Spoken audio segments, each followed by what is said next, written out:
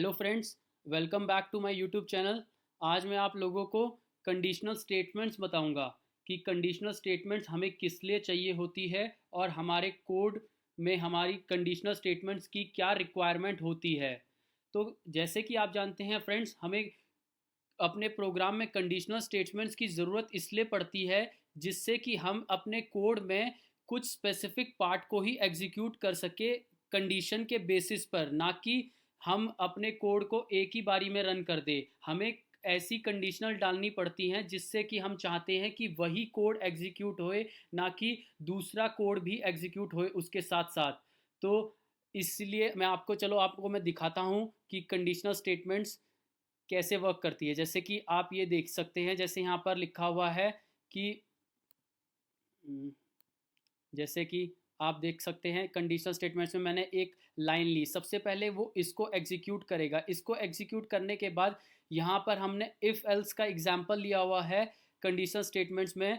यहाँ पर जो भी चीज़ आप इन राउंड ब्रैकेट्स के बीच में लिखेंगे वो एक कंडीशन होगी जिसके बेसिस पर ये इवैल्यूएट करेगा कि जो भी चीज़ आपने अपने कोड में लिखी है उसके बेसिस पर अगर ये कंडीशन सेटिस्फाई होती है तो ये इफ ब्लॉक को एग्जीक्यूट करेगा। अगर ये कंडीशन सेटिस्फाई नहीं होती है तो वो एल्स ब्लॉक में चला जाएगा और यहाँ पर एल्स ब्लॉक की कंडीशन में जो भी आपने मेंशन कर रखा होगा वो एग्जीक्यूट कर देगा और उसके बाद ये वाली लाइनें ये एग्जीक्यूट करेगा अपने कोड में, जो भी आपने लाइनें लिख रखी हैं। तो चलिए अब मैं आपको कोड में एग्जाम्पल के थ्रू दिखाता हूँ। यहाँ पर मैं एक ऑड इवन का एग्जाम्पल लूँगा। तो चलिए फ्रेंड्स, इंट जैसे कि मैंने ले लिया a इज इक्वल्स टू 10। अब मैं आपको यहाँ दिखाता हूँ कि if a modulus 2 equals to 0। जैसे कि आप जानते हैं कि अगर वो नंबर 2 से डिवाइड होकर रिमाइंडर 0 छोड़ेगा तो वो एक इवन नंबर है, अदरवाइज वो ऑड नंबर है।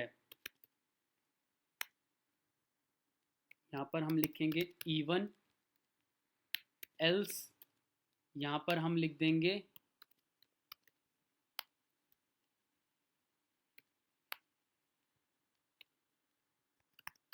ऑड। तो आप देख सकते हैं जैसे कि हमें पता है यहाँ पर आंसर हमारा इवन आने वाला है क्योंकि 10 2 से डिवाइड हो जाएगा। तो आप यहाँ देख सकते हैं, अगर मैं कंपाइल करता हूँ कोई एरर नहीं आई। अब आप देख सकते हैं इवन प्रिंट हो गया है। तो आप यहाँ पर देख सकते हैं कि मैंने यहाँ पर इफ एल्सिफ स्टैक का यूज़ किया क्योंकि एक ही कंडीशन थी।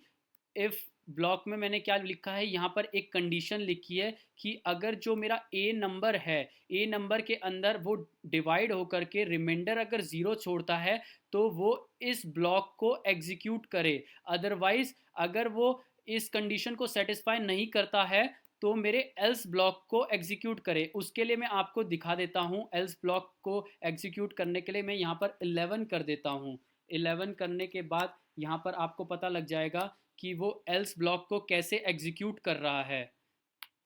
देखिए ऑड आपको नज़र आ रहा है क्योंकि ये वाली कंडीशन सेटिस्फाई नहीं हुई, इस वजह से इसने एल्स ब्लॉक को एग्जीक्यूट किया, इस वाले ब्लॉक को।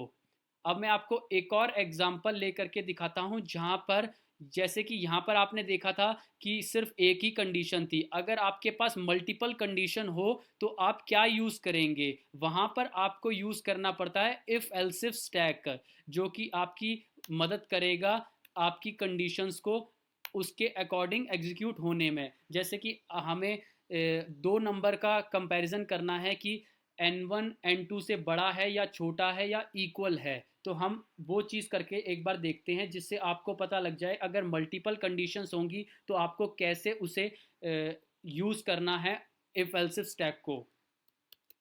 Int n1 is equals to, जिसे मैंने 10 ले लिया, int n2 is equals to 12 ले लिया। अब मैं आपको यहाँ दिखाता हूँ कि मेरे पास मल्टीपल कंडीशंस क्या क्या हो सकती है एक नंबर को कंपेयर करने के लिए। तीन कंडीशंस हो सकती है, या तो n1 n2 से छोटा होगा, या फिर बराबर होगा, या फिर आपका n1 बड़ा होगा। तो सबसे पहले मैंने यहाँ लिखा n1 equals to n2, else if multiple condition है तो n1 is less than n2, else. तो मैंने यहाँ लिखा कि सबसे पहले मैं यहाँ लिख देता हूँ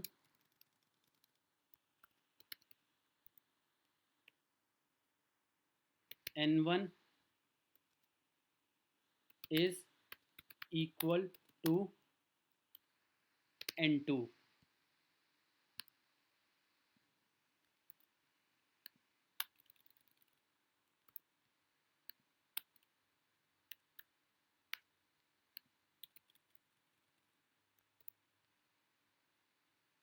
यहाँ पर n1 is smaller than n2 is greater